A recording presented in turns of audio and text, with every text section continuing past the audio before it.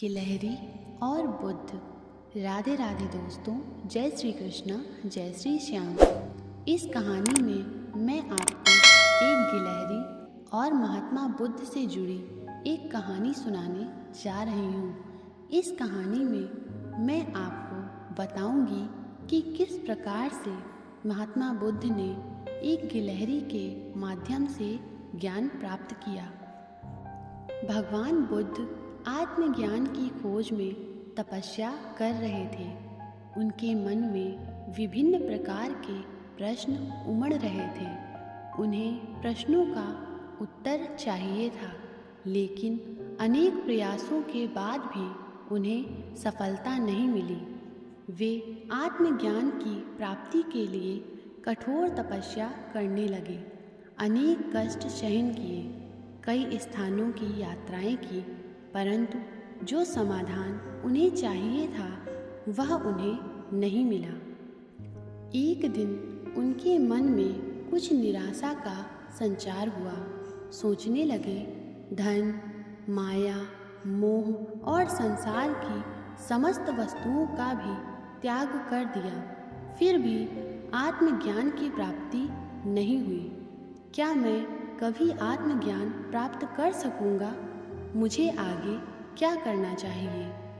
इसी प्रकार के अनेक प्रश्न बुद्ध के मन में उठ रहे थे।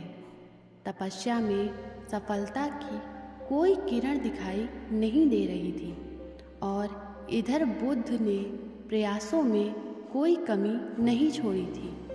वे उदास मन से इन्हीं प्रश्नों का मंथन कर रहे थे। इसी दौरान उन्हें प्यास लगी।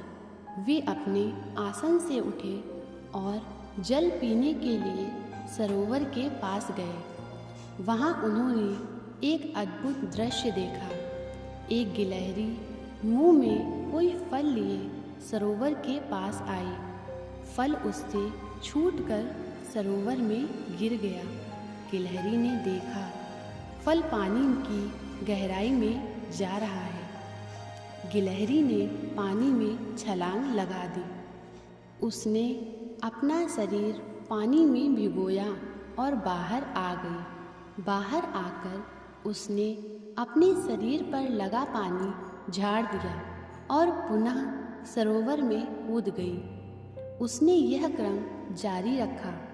बुद्ध उसे देख रहे थे, लेकिन गिलहरी इस बात से अनजान थी।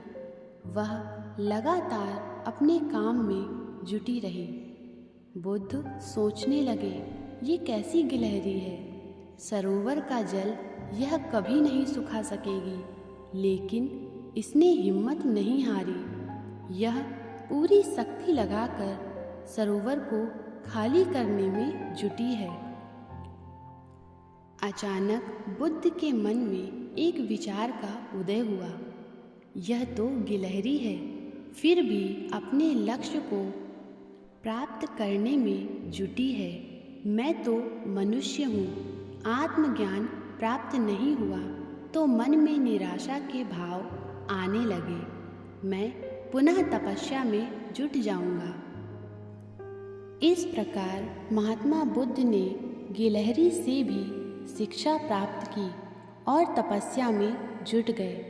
एक दिन उन्हें आत्मज्ञान प्राप्त हो गया और वे भगवान बुद्ध हो गए। इस कहानी से हमें सीखने को मिलता है कि ज्ञान हमें कहीं से भी मिल सकता है। एक छोटी से छोटी चीज़ और बड़ी से बड़ी चीज़ हमें कुछ ना कुछ ज़रूर सिखाती है। बस सीखने की प्रवृत्ति होनी चाहिए।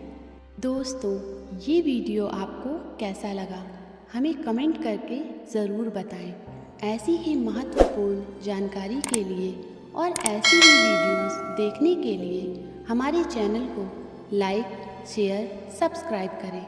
धन्यवाद। यहाँ दी गई जानकारी सामान्य मान्यताओं और जानकारियों पर आधारित है। चैनल इसकी पुष्टि नहीं करता है।